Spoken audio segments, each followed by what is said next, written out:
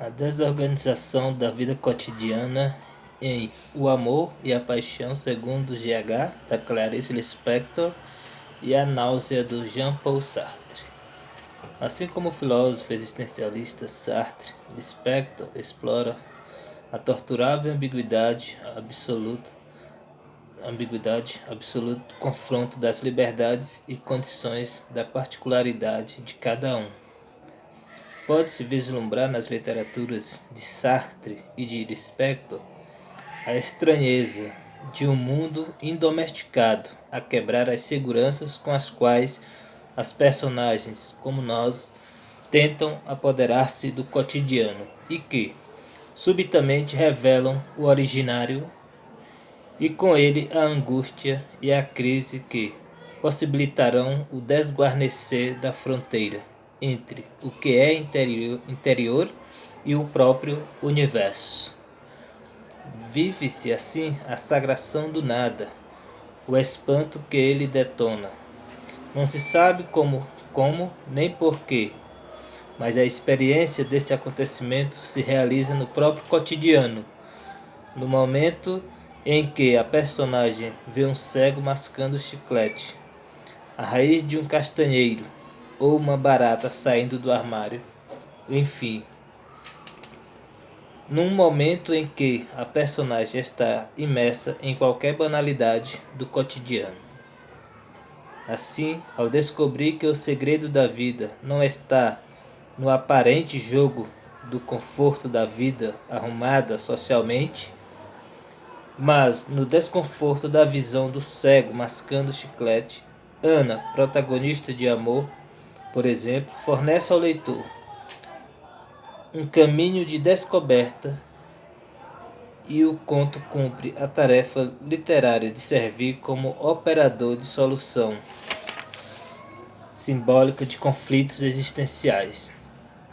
O mesmo se sucede com a experiência súbita de Roquentin, protagonista de A Náusea, onde tudo é mais, ou seja, sem razão ou necessidade. Percebe que as características físicas dos objetos e as pessoas são somente fachadas reconfortantes para mascarar o nada da existência. Partindo sempre de casos aparentemente banais, o leitor que lhe buscar apenas o enredo sairá certamente frustrado. A escritora se volta para esse mundo interior, dissecando a alma com a sua máquina de raio-x, fazendo as personagens divagarem sobre o sentido de sua existência e sobre o estar no mundo. O resultado é extremamente angustiante. A existência humana não tem sentido. Só resta então uma solução: escolha. Ou viver massificado, integrando-se nas estruturas e convenções que o mundo oferece, ou marginalizar-se. E é exatamente essa consciência do existir que estabelece essa dolorosa dualidade na inteireza do ser. Assim, é de notar-se que a problematicidade da existência em face do universo aflora em suas personagens por via de um momento de iluminação intuitiva, por vezes através de um incidente aparentemente trivial, como a brusca freada que sofrerá o ônibus em que estava Ana, protagonista do conto Amor. O momento epifânico a que se submetem seus personagens significa revelação, e sempre de forma súbita e inesperada. Esse processo pode ser ativado, desencadeado por qualquer fato banal do dia a dia. Um beijo, um olhar, uma visão, um susto.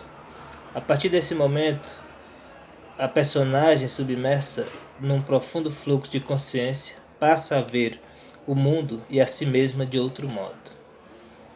Os momentos epifânicos, de modo geral, são traumáticos, pois dão origem a rupturas de valores, questionamentos filosóficos e existenciais. Aproxima realidades opostas: nascimento e morte, bem e mal, amor e ódio, matar e morrer. Tal como em Sartre, o assunto principal de Lispector em seu fazer literário é a consciência da personagem principal, que, Sob um evento desencadeador, a náusea experimenta uma longa e difícil avaliação de sua existência, até então resguardada, acomodada. Na filosofia sartreana, a palavra náusea é usada para descrever o reconhecimento pelo indivíduo da contingência do universo, de sua gratuidade e de seu absurdo. Ronquetan, protagonista de A Náusea, compreende a essência. O absurdo é o absoluto, já que toda a realidade é contingente, inclusive e principalmente ele mesmo. Tudo é, abre aspas, a mais, ou seja, sem razão ou necessidade.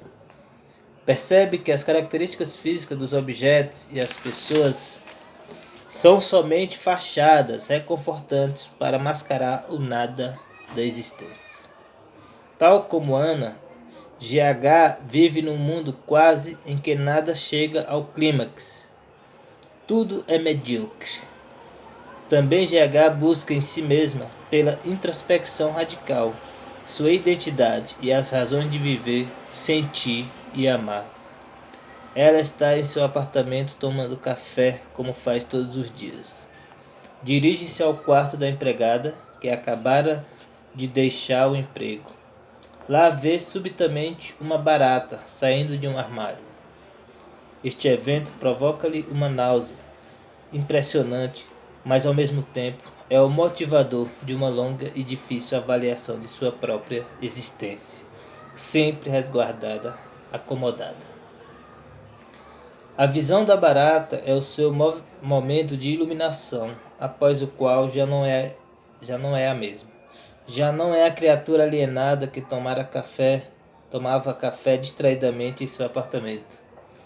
Nesse momento, deflagra-se na narradora a consciência da solidão, tanto dela quanto da barata.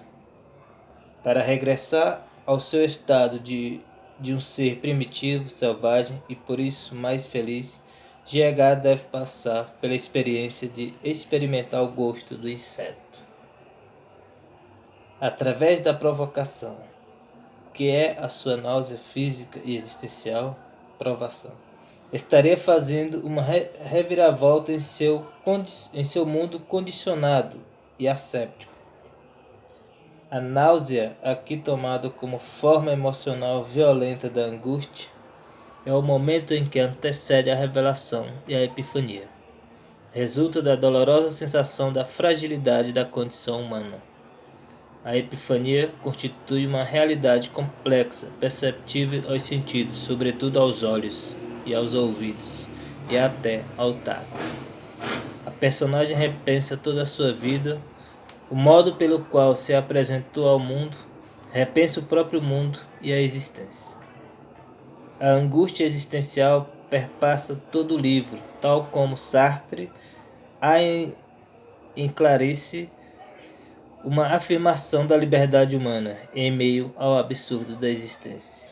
A angústia que, quando revelada, manifesta a nossa consciência, a nossa liberdade, testemunha a modificabilidade perpétua do nosso projeto inicial.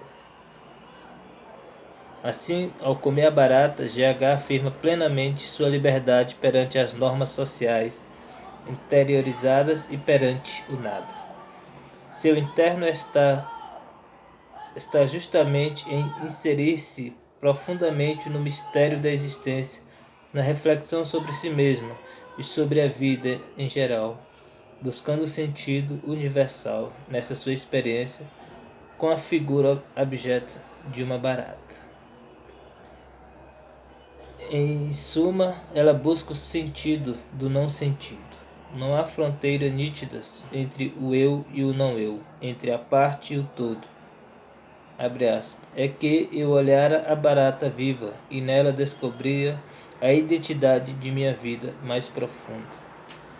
Ou seja, você provar aquela massa branca da barata é como se aquela massa branca insossa, sem gosto, sem nada, é como se ela estivesse voltando para a vida primitiva, ou seja,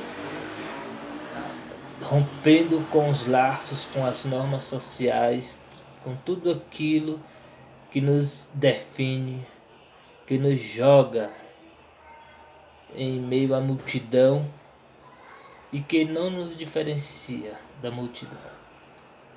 Já a massa branca representa uma vida sem identidade, uma vida sem preconceitos estabelecidos, sem normas, sem nada daquilo que possa nos caracterizar. A experiência a que nos condena Lispector e Sartre em sua força de literatura é a de um desnudamento do nosso olhar anterior, uma surpresa frente ao desconhecimento que mantínhamos, um assombro frente à negação de nossas próprias forças geradoras, um susto por não termos percebido antes o quanto deixávamos de ver. Proporciona-nos o súbito, onde as coisas são vistas sendo, com um eu que ama, fala, organiza, que nos dá algo mais, nos fazendo também ser. Desta forma, a experiência de GH e de Roquentin torna-se uma das mais audaciosas viagens do ser em busca da matéria-prima de sua humanidade, em busca da vida crua, da vida nua, em busca do deserto, em busca do vazio, em busca da liberdade e da possibilidade da própria construção de si mesmo, da busca em construir o seu próprio caminho, a busca em quebrar todos aqueles amparatos que servem de base para a nossa existência, para uma existência medíocre, uma existência vã, ou seja, uma existência que se dá através do molde social.